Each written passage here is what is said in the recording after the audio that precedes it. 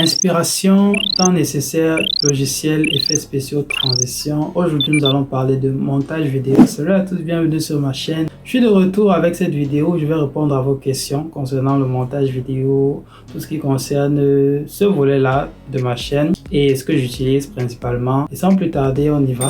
Vous avez été quelques-uns à m'envoyer des questions concernant le montage vidéo, côté inspi, le temps que ça prend, ainsi que les logiciels que j'utilise, comment je fais les effets, les transitions. Cette vidéo est faite pour ça.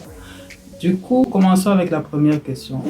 Combien de temps prends-tu fréquemment pour réaliser tes montages vidéo? Déjà, il faut savoir que ça dépend du montage à faire. Si c'est complexe ou alors si c'est quelque chose d'assez rapide à faire. Par exemple, des montages avec beaucoup d'effets spéciaux, des choses comme des pouvoirs.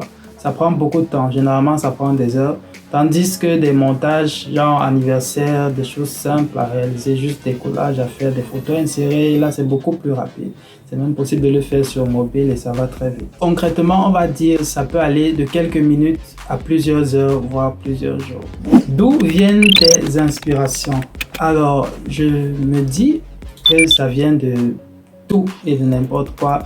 Et aussi, ça vient du changement, surtout parce que déjà, lorsque vous avez l'habitude de faire des choses différentes chaque jour, vous êtes plus à même d'être inspiré parce que vous essayez de nouvelles choses, vous sortez de votre zone de confort et ça apporte beaucoup plus d'éléments pour l'imagination, ça permet de mieux développer son imagination. Donc, je dirais le changement, l'essai de nouvelles choses, essayer de nouvelles couleurs, essayer de nouveaux effets dans une application, essayer. C'est tout ce que je peux dire pour avoir l'inspiration aussi, voir ce qui se passe autour de vous, ce qui se passe dans d'autres applications, sur d'autres plateformes. Voilà, ne pas vous renfermer et être ouvert au changement. Au changement dans la limite de vos préférences, de vos capacités. Voilà. Et comment fais-tu pour faire de très bons effets et transitions sur tes vidéos? Bon, déjà, merci pour avoir apprécié mes transitions, mes effets sur les vidéos. Du coup, ce que je peux vous dire par rapport à ça, c'est que pour les effets, déjà, il faut avoir la bonne application. Il y a des applications qui proposent des effets déjà prêts et que vous pouvez utiliser direct, tandis qu'il y en a d'autres qui vous proposent justement d'en faire de façon personnalisée. Côté transition, déjà, ça dépend. Il faut choisir les transitions en fonction de ce que vous voulez faire. Si vous voulez passer d'une vidéo à l'autre, l'essentiel c'est que la transition corresponde à ce que vous voulez faire et ça aille dans le même sens que le mouvement de préférence pour avoir plus de fluidité. Visuellement, ce sera plus beau. C'est l'une des astuces que j'utilise personnellement pour les transitions et ça marche très bien. Côté effets spéciaux, ne vous cassez pas trop la tête si vous ne vous y connaissez pas vraiment. Il y a parfois des montages qui sont très bien réalisés, qui sont très bien faits, sans forcément qu'il y ait des effets de ouf dessus. Donc voilà, si ça vous plaît bien et que vous avez la patience nécessaire pour vous intéresser à ça, allez-y. Mais sinon, investissez plutôt votre temps dans votre contenu, dans votre façon de faire les choses et à coup sûr, vous aurez une valeur ajoutée à apporter avec ou sans effet. Nom de l'application que tu utilises pour monter tes vidéos. Déjà, j'aimerais soulever le fait qu'il y en a plusieurs. Il n'y en a pas une, il n'y en a pas deux, même pas trois. Il y en a au moins 4 que j'utilise. En fait, ça dépend vraiment de ce que j'ai envie de faire. Par exemple, sur mobile, si vous voulez faire un montage vite fait, InShot, très bien fait. La file est très bien outil, propose des effets très bien.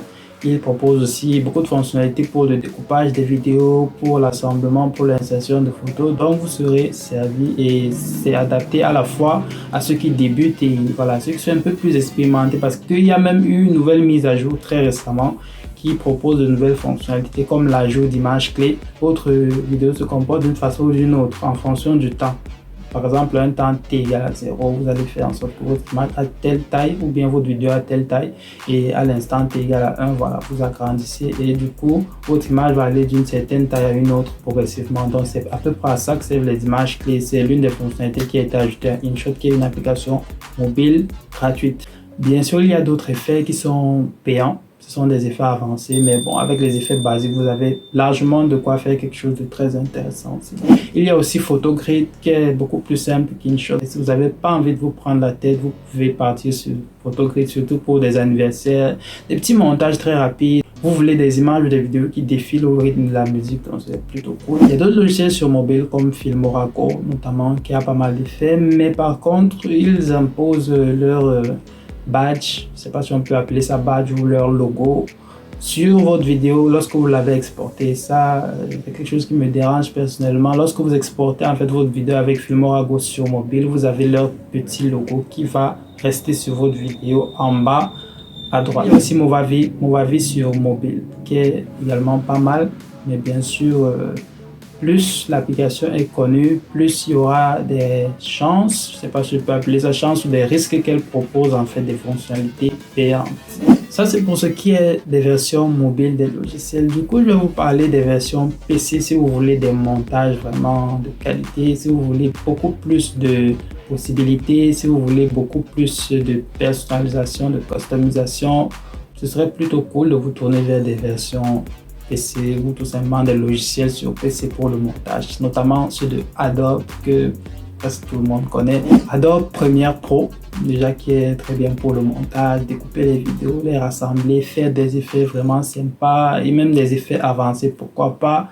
Jouer avec le son, il y a énormément de fonctionnalités sur Adobe Premiere Pro, que ce soit pour un débutant ou peut-être un utilisateur moyen ou alors un utilisateur plus avancé dans le montage, donc c'est très bien pour le montage. Et si vous voulez encore pousser le montage et les effets plus loin, vous pouvez vous tourner vers Adobe After Effects qui propose, comme son nom l'indique, la possibilité de réaliser des effets complets, des effets personnalisés, et vraiment il y a énormément de fonctionnalités avec ces logiciels-là. Petite précision sur After Effects, vous aurez besoin d'Adobe Media Encoder également pour pouvoir exporter les fichiers dans des formats tels que le MP4, bref, des formats qu'on a l'habitude d'utiliser, étant donné que After Effects lui-même ne propose pas des formats pareils. Après, c'est à vous de voir comment les acquérir. Movavi sur PC existe également et c'est très bien si vous voulez aller très vite avec des effets qui sont tout prêts. Vraiment, ça va très vite avec Movavi sur PC.